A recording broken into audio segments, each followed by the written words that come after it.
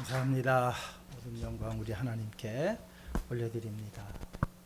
오늘 함께 은혜 나눌 말씀 마태복음 1장 21절 한 구절만 보도록 하시겠습니다.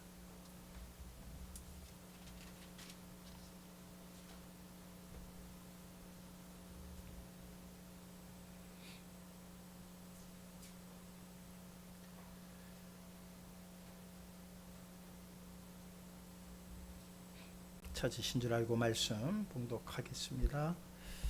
아들을 낳으리니 이름을 예수라 하라. 이는 그가 자기 백성을 그들의 죄에서 구원할 자이심이라 하니라. 아멘. 기도하시겠습니다.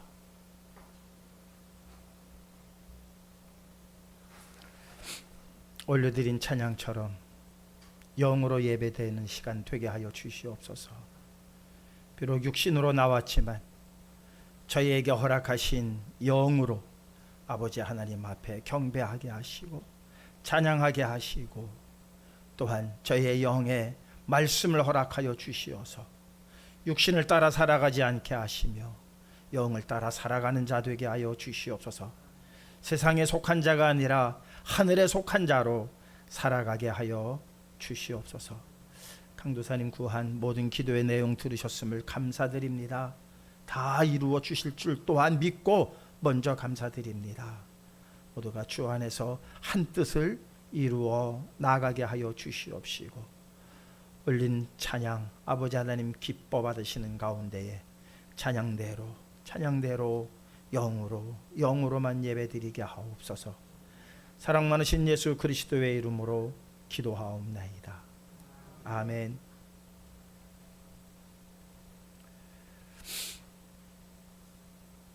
사람이 되려면 뭐를 많이 먹어야 되죠? 마늘을 많이 먹어야 돼요. 마늘을. 예. 당군 신화에 나오는 것처럼 마늘을 많이 먹어야 돼요. 마늘을 그 기간 다 채우지 못하고 먹지 못하니까 사람이 되지 못했죠. 또 마늘을 끝까지 먹은 곰은 사람이 되었습니다. 마늘을 먹어야 됩니다. 다 사람인 것 같지만 사람이 아닌 사람이 있고요. 정말 사람으로서 살아가는 사람들이 있습니다.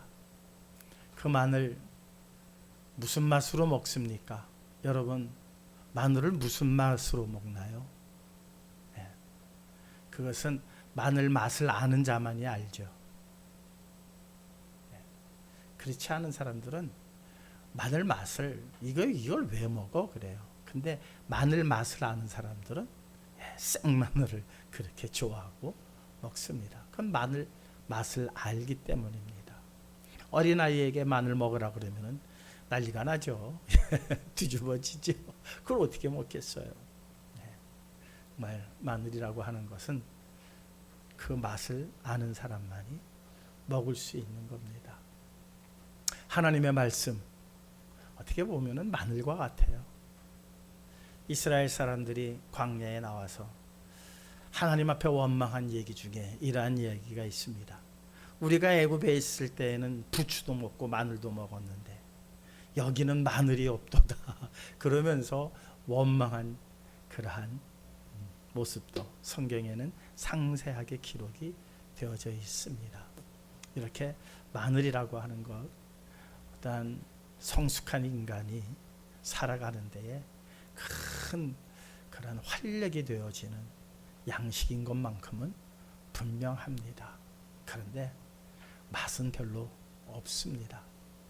그 없는 마늘 자꾸 먹다 보면 이상하게 그 맛의 매료가 되어서 또 마늘 없이는 살 수 없는 인간이 되어버리고 만다는 사실입니다. 하나님의 말씀도 마찬가지인 것 같아요.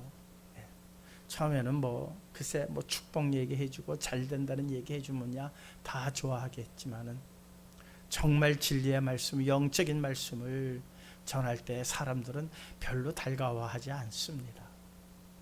그러나 어느 순간 대부분의 사람들은 달가워하지 않는 말씀이지만 우리는 그 말씀을 듣지 않고는 살아갈 수가 없다고 느끼는 순간들이 있습니다. 그것이 바로 성도입니다. 온전한 성도예요.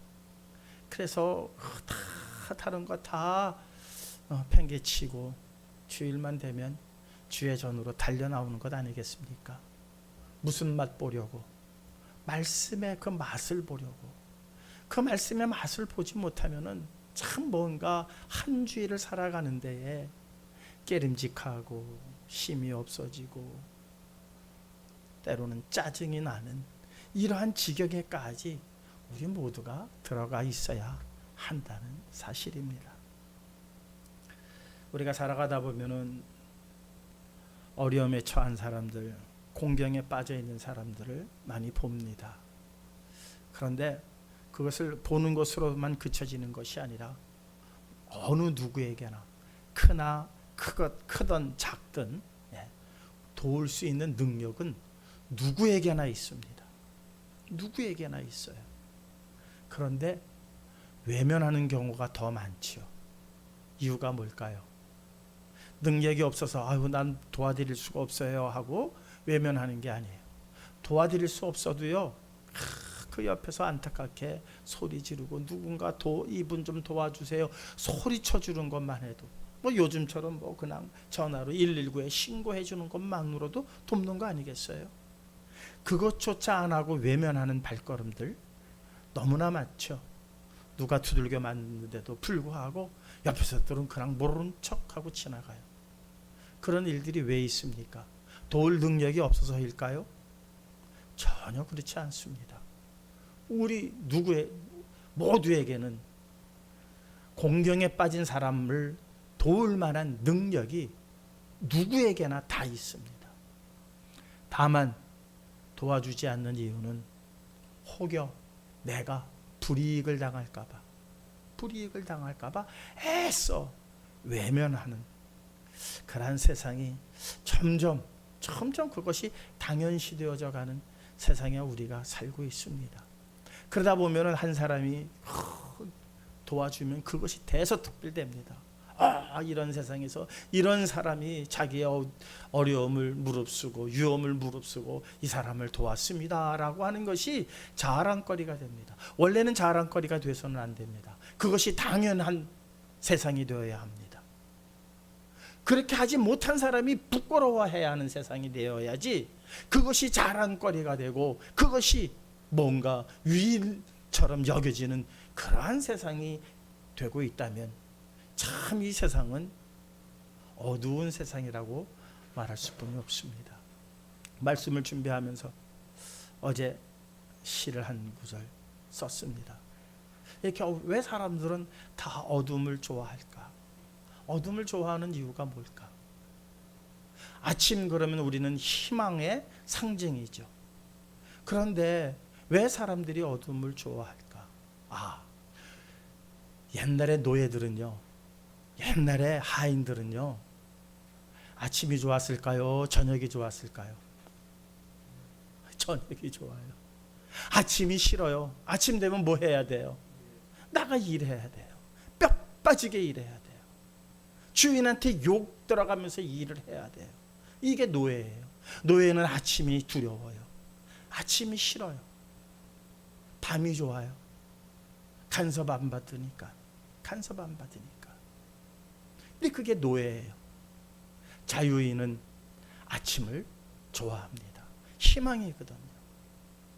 이 세상은 점점점 어두움을 좋아하는 세상이 되어버리고 말았습니다. 그러나 성도는 빛의 자녀들입니다. 진리의 자녀들입니다. 그래서 누구를 기다리느냐? 빛 대신 예수 그리스도를 기다리는 거예요. 죄인들은요, 아침을 싫어하듯이 그리고 어두움을 기다리듯이 빛 대신 예수 그리스도를 거절하는 것은 당연한 거예요. 그러니까 그리스도를 기다리는 자들은 자유인이라는 거예요. 그리스도, 빛 대신 예수 그리스도를 거절하고 거부하는 것은 죄의 노예들입니다. 사탄의 소나기에 붙잡혀 있는 자들이라고 스스로가 밝히고 있는 일이죠. 사랑하는 성도 여러분, 우리는 빛의 자녀로 살아가야 됩니다. 어둠의 자녀들도요, 남들을 도와줄 줄 알아요. 남들을 도와줄 수 있는 그러한 능력이 누구에게나 다 있습니다. 그런데 그 돕는 그 도움이 과연 생명으로 연결이 되어지느냐 되어지지 않느냐가 중요하다는 사실입니다. 여리고성에 룻이라고 하는 여리고성에 라합이라고 하는 기생이 있었습니다. 여리고성 사람입니다. 여리고의 법을 지켜야 됩니다. 여리고 사람들과 생각을 같이 하고 공유해야 합니다. 서로가 도와야 합니다. 힘들고 어려울 때 아마 이 라합도 도와주고 도움을 받았을 겁니다. 그런데 문제가 발생을 했습니다. 하나님이 선택한 백성들이 점점 다가오기 시작을 했습니다. 모든 사람들은 문을 꽁꽁 걸어 잠그고 그 안에서 자기네들끼리 돕고 있었습니다. 걱정하고 있었습니다. 어떻게 하면 합심해서 저 이스라엘 백성들을 물리칠까 그들은 생각했습니다. 라합은 달랐습니다. 그 도움을 끊었습니다. 그리고 누구를 돕습니까? 적군을 돕습니다. 잘한 일일까요? 잘못한 일일까요? 인간적으로 보면 라합은 정말 잘못한 사람입니다. 그런데 왜 라합은 동족들한테 욕을 얻어먹어가면서까지 적군을 도왔을까요? 무엇을 받기에? 빚을 받기 때문입니다. 빚을 받기 때문에. 그래서 정탐꾼을 도와서 숨겨줬고 탈출을 시켜줬습니다. 민족적으로 보면 배신자이지만 하나님 안에서는 큰 복을 얻은 사람 중에 하나로 성경은 우리에게 일러주고 있습니다. 도와주는 일 우리 해야 합니다. 이거는 일상으로 해야 하는 일이지 특별히 해야 하는 일이 아닙니다. 그러나 그 도움의 맨 끝이 어딘가를 봐야 합니다. 그 끝이 사망이라면 그 도움이 무슨 의미가 있겠습니까? 이스라엘 사람도 하나님께서 도와주라고 하는 그 명령을 따라서 잘 돕고 살았던 민족 중에 하나였습니다. 한번 보시자고요. 말씀 가운데 우리 욥기서보다도 신명기 26장 13절을 먼저 읽겠습니다. 신명기 26장 13절입니다. 함께 읽겠습니다. 그리할 때에 내 하나님 여호와 앞에 아뢰기를 내가 성을 내 집에서 내어 레위인과 객과 고아와 과부에게 주기를 주께서 내게 명령하신 대로 하였사오니 내가 주의 명령을 범하지도 아니하였고 잊지도 아니하였나이다. 이 말씀은 무슨 말씀이냐면요, 12절서부터 연결되어지는 말씀이 하나님께서 명령하신 거예요. 너희들이 11조를 낼 때에 그 11조를 레위인과 객과 고아와 과부에게 나누어 주어서 이렇게 너희들은 돕고 살아야 한다라는 12절의 내용을 말씀하시면서 그렇게 할 때 너희들은 어떻게 대답하라? 이렇게 대답하라는 거예요. 이렇게 그리할 때에 내 하나님 여호와 앞에 아뢰기를 이렇게 대답하라. 내가 성물을 내 집에서 내어 레위인과 객과 고아와 과부에게 주기를 주께서 내게 명령하신 명령대로 하였사오니.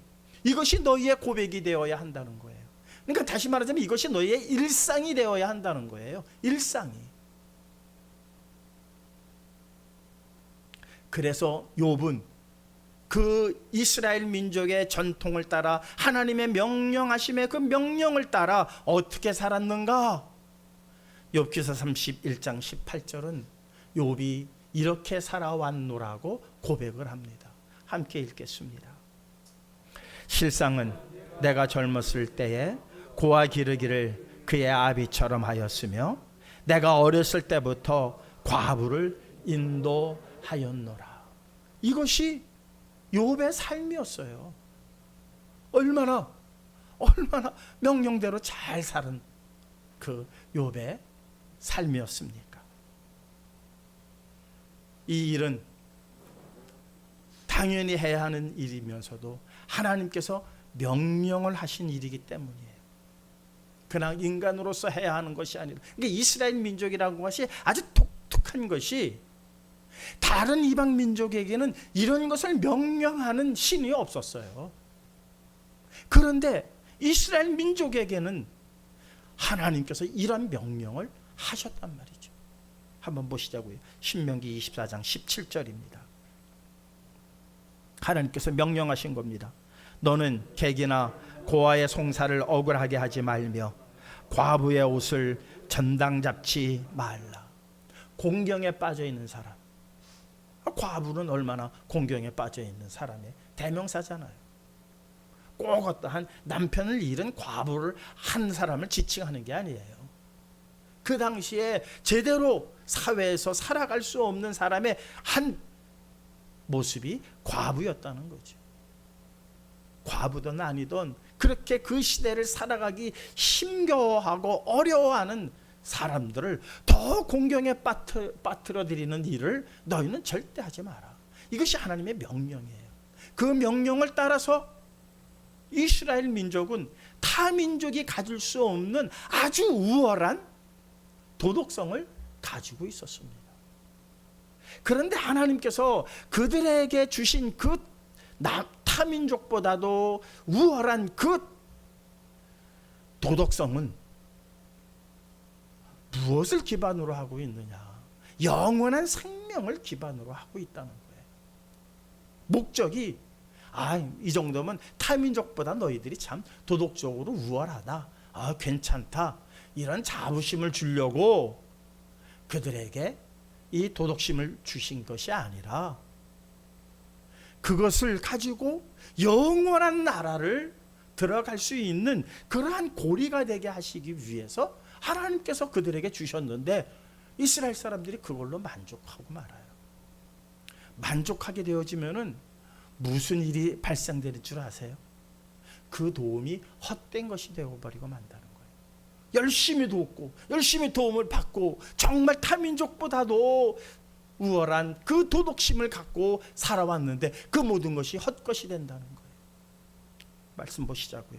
이사야서 30장 7절입니다. 함께 읽겠습니다. 애굽의 도움은 헛되고 무익하니라. 그러므로 내가 애굽을 가만히 앉은 라합이라 일컬었느니라. 이스라엘이 공경에 빠졌을 때 어디다가 도움을 청합니까? 애굽에 청합니다. 그렇습니다. 우크라이나 지금 전쟁 중에 있습니다. 러시아와 전쟁 중에 있습니다. 그냥 앉아서 당하고 있는 거예요. 폭격을 당하고 병원이 폭격이 되고 학교가 폭격이 돼서 어린아이들이 죽어나가고 피 흘리고 부상 입고 그런 상황이 발생을 했어요. 도와야 됩니다. 우크라이나가 우리나라에게 또한 도움을 요청합니다. 그 도움을 요청했을 때 우리는 당연히 공경에 빠져 있는 그 나라 도와야죠. 이스라엘이 애굽에게 도움을 청한 것처럼 우리 또한 그들에게 도움을 줘야 되고, 우리도 옛날에 어려움에 처해 있을 때 수많은 나라들이 우리나라에 와서 피 흘리지 않았습니까? 우리를 도와주려고. 당연히 해야 할 일입니다. 그런데 그 도움이 뭐하도다? 헛되도다. 헛되도다. 거기에 무엇이 빠졌기 때문에?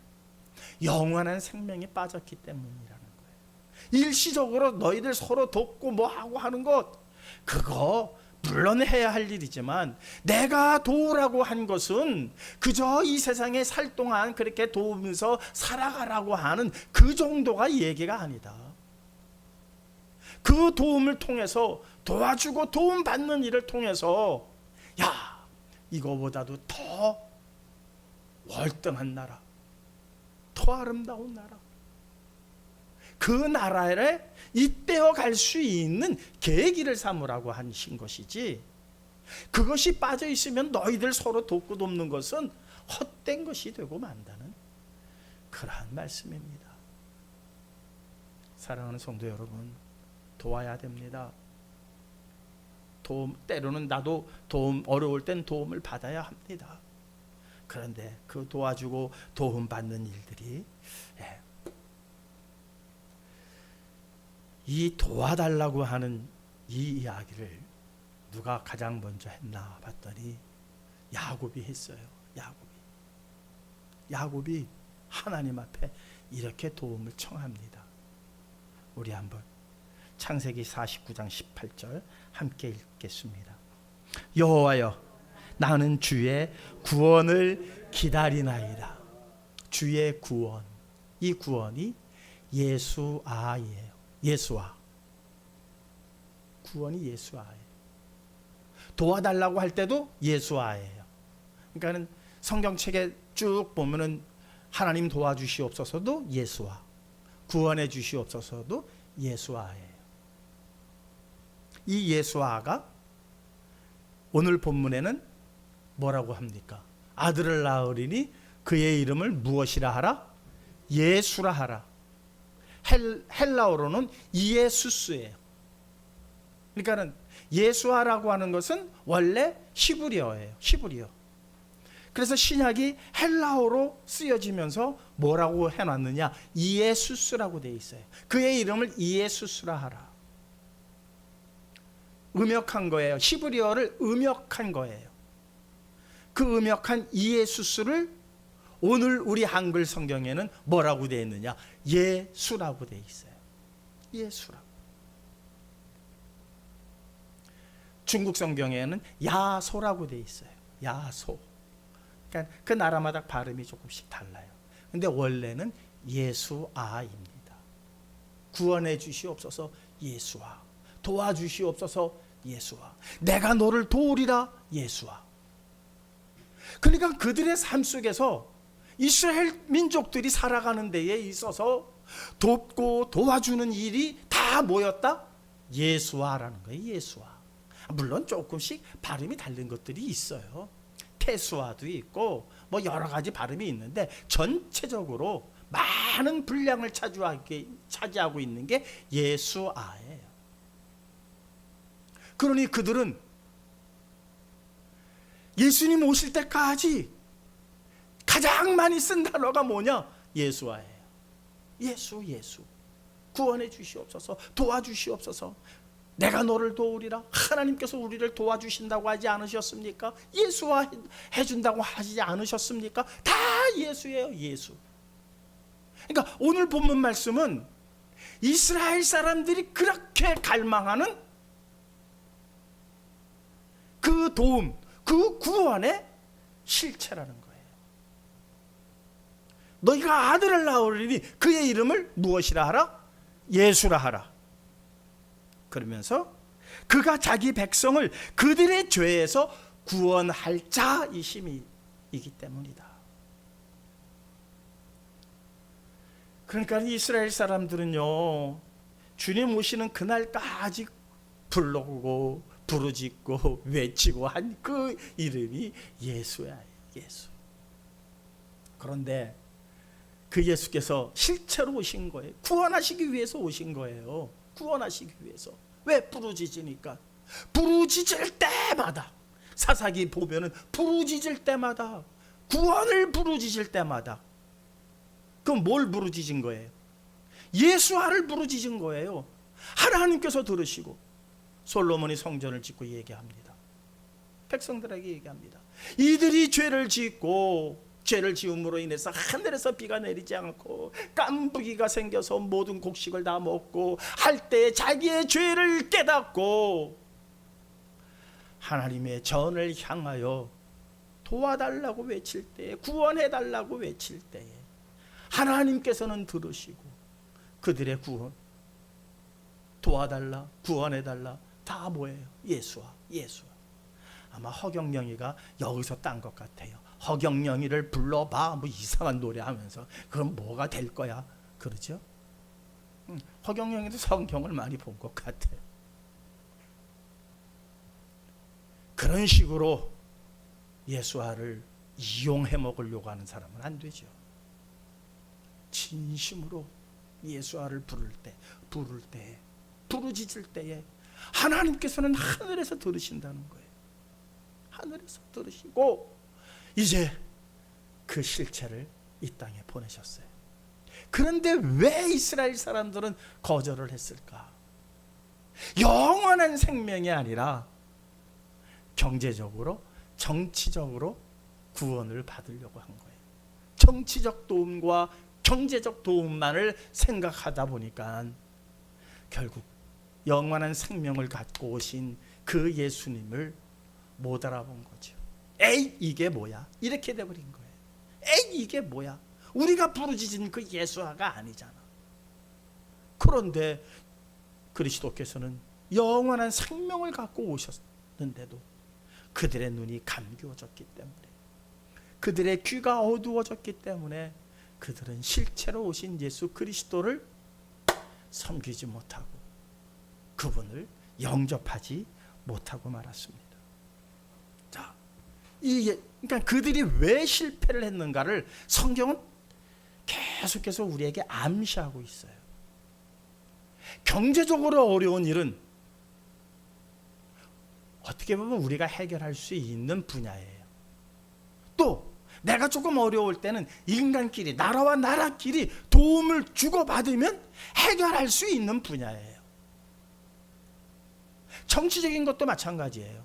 정치적인 문제도 뭔가 정치력을 발휘해서 서로가 협상하고 서로가 양보하고 줄 거 주고 받을 거 받으면 해결할 수 있는 일들이라는 거예요.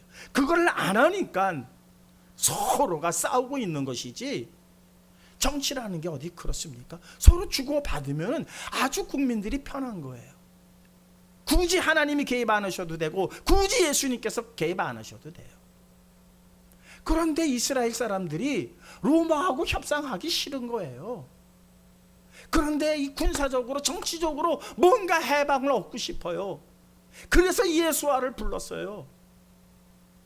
그들이 부른 예수아는 정치, 경제에 국한된 거예요. 그러나 주님께서는 영원한 생명을 주시기 위해서 이 땅에 오셨음에도 불구하고 그들 눈에는 차지가 않은 거죠. 우리끼리 도울 수 있는 일들, 그건 우리끼리 하면 됩니다. 그러나 어떤 누구도 도와줄 수 없는, 어떤 신도 도와줄 수 없는 난관이 우리 앞에 봉착되는 일들이 있습니다. 이건 나라님도 안 됩니다. 어떤 정말 능력 있는 신들린 사람이 와서 해도 안 되는 게 사실 우리가 살아가면서 많이 있잖아요. 그게 바로 우리에게 암시해주고 있는 한 구절이 있어요. 출애굽기 말씀 보십자고요. 출애굽기 14장 13절입니다. 함께 읽겠습니다.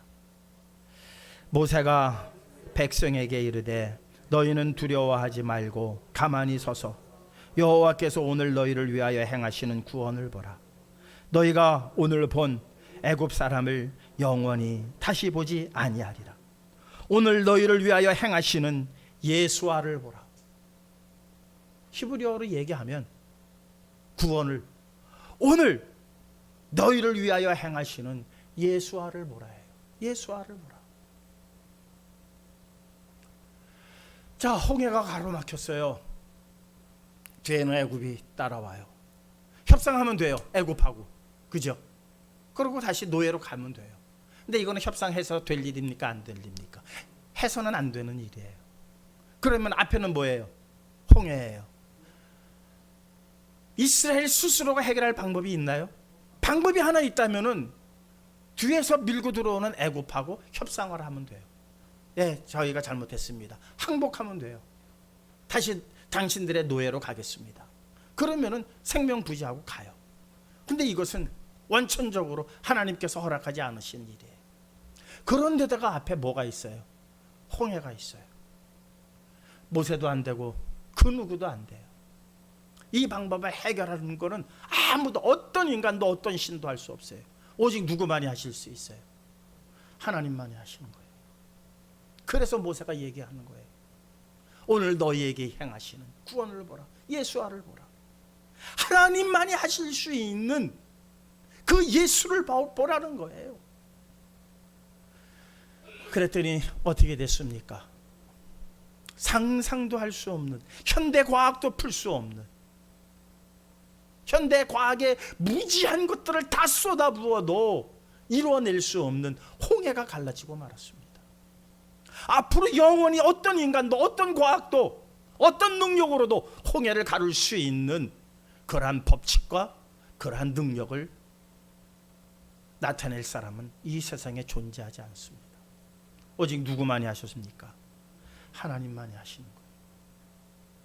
그러니까 하나님께서 너희가 나에게 도움을 청하라는 것은 일상적인 것을 가지고 얘기하라는 게 아니에요. 그것은 너희끼리 하라는 거예요. 너희가 과부를 도와라, 고아를 도와라, 객을 도와주어라. 계속 말씀하시잖아요. 너희가 추수할 때 싹싹 훑지 마라. 조금씩은 남겨둬라. 누구를 위하여? 객이나 과부를 위해서 조금씩은 남겨놔라. 무화과를 딸 때 싹싹 훑어서 따지 마라. 몇 개는 남겨둬라. 왜? 과부나 객을 위해서. 그것은 길 가는 객들이 배고플 때에 무화과 나무 아래서 야, 저기 하나 있는데 따먹을 수 있도록, 그의 허기를 채울 수 있도록 너희들은 이렇게 배려하라. 어느 민족도 할 수 없는 일들을 하나님께서 명령하신 거예요. 너희들끼리 하라는 거예요. 그거는 너희들끼리 도와주라는 거예요. 너희들끼리 도와주다 보면 너희들이 할 수 없는 일들을 너희들이 맞닥뜨리게 될 거다. 그때 내게 구하라. 부르라. 부르짖으라. 누구를? 예수를 부르짖어라. 이스라엘 사람들이 그토록 부르짖은 게, 가장 많이 사용한 게 바로 예수하였을 겁니다.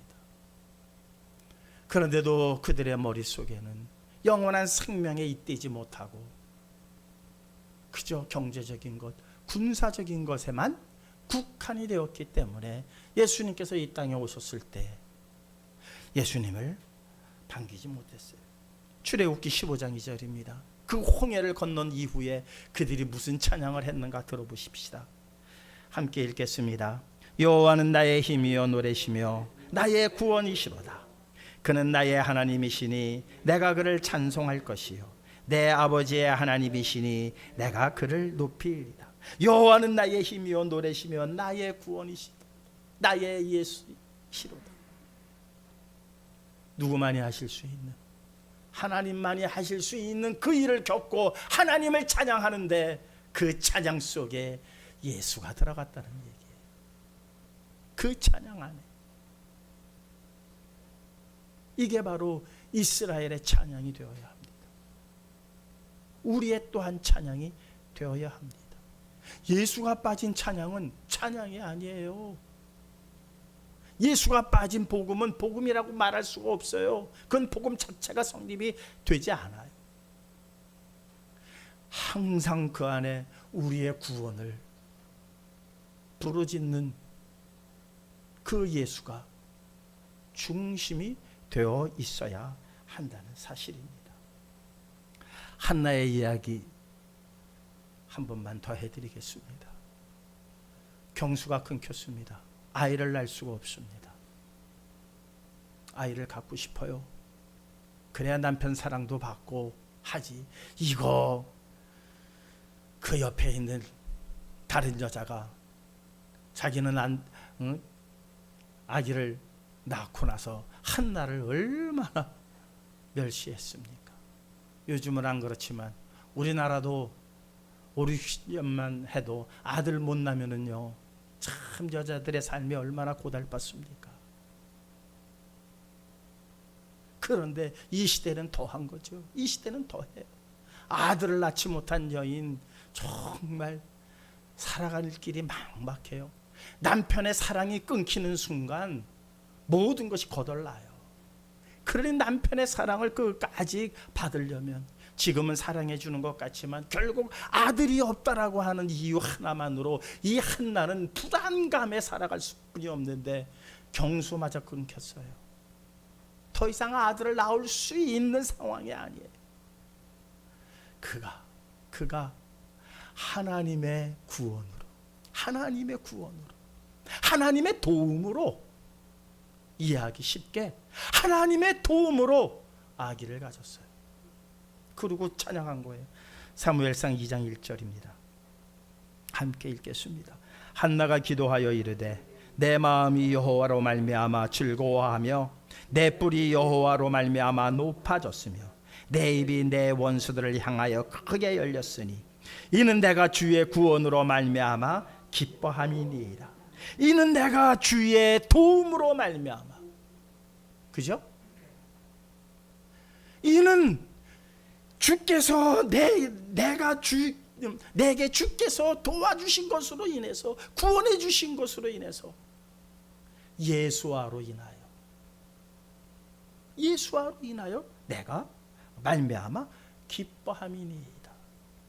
그러니까 예수와가 들어가는 그 단어 속에는 항상 앞뒤 정황을 보면 사람이 할 수 없는 일을 이루셨다는 게 전제가 되고 있는 것을 우리는 볼 수가 있어요. 물론 사람들끼리 돕는 일에도 예수와라고 하는 단어가 사용된 걸 발견은 해요. 그런데 그 정황을 다 보면은 그것은 내가 도덕적으로 너를 도와준 게 아니라 그 안에는 하나님께서 도움의 손길을 펼쳐주셨다는 것을 우리는 또 한 번 확인할 수가 있습니다.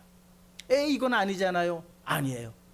그것을 다 앞뒤를 전체 상황을 보게 되면 하나님의 도우심이라는 사실을 확인할 수가 있다는 사실입니다. 우리 성시교회 성도님들 서로 도와가며 살아야 됩니다. 그러면서 그 도움 속에서 우리는 끈끈한 연대를 느끼면서 무엇을 또한 함께 지향해야 되느냐. 앞으로 우리가 할 수 없는 엄청난 어려운 일들이 있겠구나. 어떤 인간도, 어떤 지도자도, 어떤 신도 해결할 수 없는 문제를 우리가 겪게 되었을 때, 내가 이를 도와주고 이 사람이 나를 도와준 것처럼, 그랬을 때 서로가 도움을 구했을 때 서로 도와주었던 것처럼, 하나님이요, 이제 우리가 하나님께 도움을 구하오니, 하나님 저희를 구원하여 주시옵소서. 우리가 하나님께 예수와를 외치오니 하나님 예수를 보내주셔서 예수를 이루어 주시옵소서. 이게 다 그 내용이에요. 다 예수와예요. 예수와. 놀랍지 않으세요? 예수 그리스도 부르기만 해도 구원을 얻는다라고 하는 이 말씀의 의미는 바로 여기서 출발한 거예요. 그런데 전제가 뭐다? 육신의 일을 해결하려고 부르는 자들은 참되신 예수 그리스도를 만나지 못하고 그 문제는 해결받을 수 있겠지만 영원한 생명에 들어갈 수 있는 이 놀라운 복은 누릴 수 없다는 거예요. 시편 6편 4절은요 다윗이 한 시예요. 다윗이 이제 예수와를 부릅니다. 부르짖습니다. 그냥 부르짖은 게 아니라 이 시편 6편 4절은요 밧세바 사건 이후에 쓴 시라고 모든 학자들은 얘기합니다. 밧세바 사건 이후에 하나님 앞에 통회한 이후에, 하나님 앞에 회개한 이후에 이제는 더 이상 절망 가운데서 헤어나올 수 없는 그 자신의 상태를 발견하고, 내가 이런 죄를 졌는데 나를 사랑한, 나에게 충성을 다한 저 부하를, 그 아내를 빼앗기 위해서 그 살벌한 전쟁의 맨 앞에 세워두고 그를 죽게 만드는 내가, 이제 이 사람이, 이 다윗이 무엇으로 용서받겠어요? 무엇으로서 그의 명예가 회복되겠어요? 다윗의 다리는 풀려버리고 말았습니다. 나단 선지자가 그 얘기할 때 완전히 다윗은 다리에 힘이 풀리고 말았을 겁니다. 이제 나에게 희망이 없구나. 이제 나는 도저히 하나님의 영광을 구할 수가 없는 그러한 죄인 중에 죄인이구나. 죄악 덩어리구나. 내 어머니가 나를 죄악 가운데서 잉태하였구나. 그리고 그가 부르짖습니다. 그 회개 후에 부르짖는 것입니다. 시편 6편 4절입니다. 함께 읽겠습니다. 여호와여 돌아와 나의 영혼을 건지시며 주의 사랑으로 나를 예수화하소서.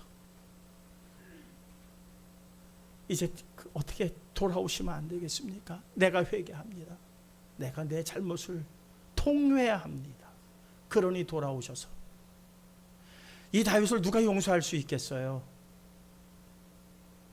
어느 법관이, 어느 아량 많은 법관이 이 다윗의 죄가 만천하에 공개됐는데 어떻게 용서하고 무죄라고 말할 수 있겠어요?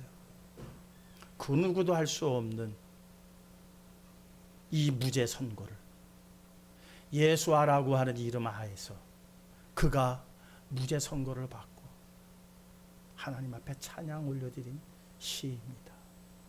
죄 지은 자, 죄 없다 할 수 있는 이는 이 세상에 아무도 없습니다. 혹여 그렇게 한다면 그는 악한 법관입니다. 그렇습니까? 안 그렇습니까? 요즘 정치권에서 지금 난리가 났어요. 어느 한 사람의 죄로 말미암아 죄 있다 없다 서로 공방 벌여요. 만천하에 드러났음에도 불구하고 자기 정치적 이익에 따라서 사람들이 다 갈려지고 말았어요. 죄 있다 없다 판결이 나겠죠. 죄 있는데 죄 없다 그러면 그것은 악한 법관입니다. 못된 법관입니다. 죄 없는데 죄 있다 하는 것도 잘못한 겁니다. 죄 있으면 죄 있는 대로 유죄 선고를 내려야 할 것이고, 죄가 없으면 죄 없는 대로 무죄 선고를 내려야 합니다. 이것은 사람이 해야 할 본분입니다. 그러나 하나님만은 죄를 아무리 지었어도 내가 너를 정죄하지 아니하노니 무엇 때문에? 예수 때문에.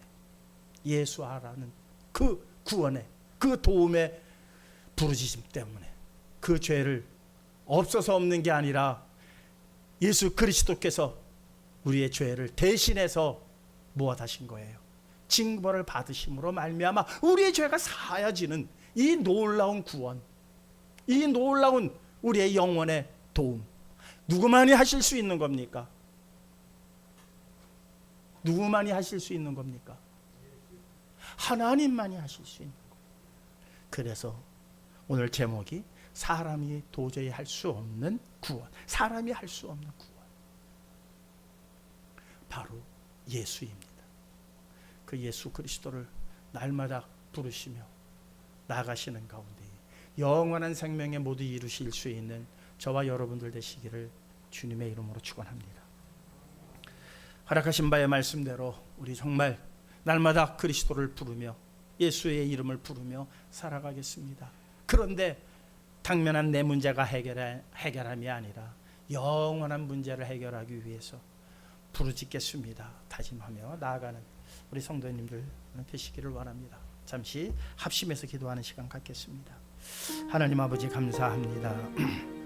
예수아라고 하는 이름으로 저희들 영원한 생명을 얻게 하여 주신 일은 하나님만이 하실 수 있는 하나님만의 구원의 방법임을 오늘 말씀을 통하여 우리 모두가 확실히 깨달았습니다. 세상에 힘들고 어려운 일들 서로가 도와주고 도움을 받을 수는 있지만 영원한 생명의 일은 하나님만이 우리를 도울 수 있는 예수 그리스도의 능력임을 알게 되었습니다. 그리스도만을 바라보게 하여 주시옵소서. 그리스도의 십자가만을 가슴에 새기며 나아가게 하여 주시옵소서. 그리해서 그리스도로 말미암아 우리의 모든 죄가 사함을 얻음을 보고 하나님 앞에 더 큰 영광 올려드리며 더 감사의 찬양 올려드릴 수 있는 우리의 성도의 삶이 되게 하여 주시옵소서. 사랑 많으신 예수 그리스도의 이름으로 기도하옵나이다. 아멘. 254장